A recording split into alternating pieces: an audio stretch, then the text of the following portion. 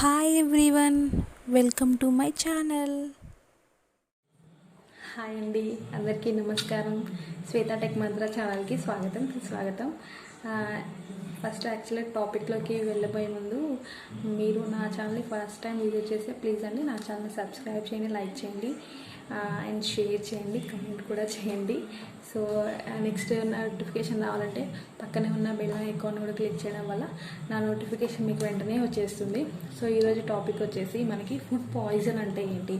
ఏం లేదండి, మనము ఆయిలీ ఫుడ్ తిన్నా, మనకు నచ్చని ఫుడ్ ఎక్కువ తీసుకున్నా కూడా మనం ఏంటంటే మనకి ఫుడ్ పాయిజన్ అవుతుంది.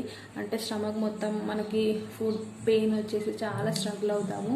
అది మనం భరించలేని పెయిన్ కూడా ఉంటుంది. సో మనం ఇలా అయినప్పుడల్లా వెంటనే మనం హాస్పిటల్ని విజిట్ చేసేస్తాము. వాళ్ళు ఇంజెక్షన్స్ అని మెడిసిన్స్ అని ఇచ్చేస్తారు, వెంటనే తగ్గిపోతుంది. సో మనం అలా చేయకుండా హోమ్ రెమెడీస్ ద్వారా కూడా మనము ఫుడ్ పాయిజన్ అనేది లేకుండా చేసుకోవచ్చు.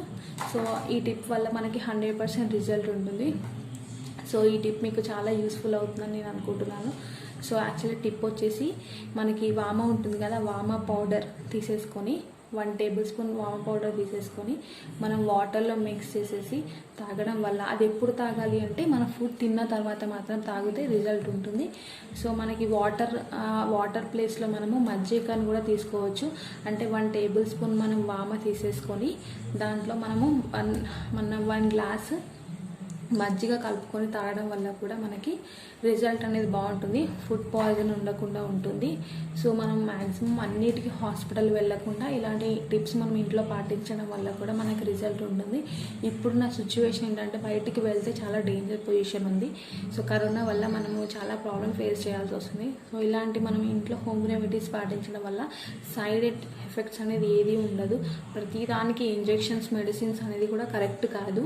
So it's my opinion. So అందుకని నేను మీకు ఈ మంచి టిప్ చెప్తున్నాను. ఇది 100% రిజల్ట్ ఉంటుంది, మీరు కంపల్సరీ పాటించండి. ఈ ఇన్ఫర్మేషన్ ఎవరికైనా తెలియకపోతే మీరు నా ఛానల్ చూస్తున్నారు కాబట్టి వాళ్ళకు కూడా ఇన్ఫార్మ్ చేయండి, లేదంటే నా వీడియోని కూడా వాళ్ళకి షేర్ చేయండి. సో ఇలాంటి మంచి వీడియోస్ నేను ఇంకా చేయాలి అంటే ప్లీజ్ అండి నా ఛానల్ని మీరు సబ్స్క్రైబ్ చేస్తారని అనుకుంటున్నాను అండ్ లైక్ కూడా కంపల్సరీ చేయండి. సో ఈ నెక్స్ట్ టాపిక్లో నేను మిమ్మల్ని మీట్ అవుతాను. Thank you. Bye bye.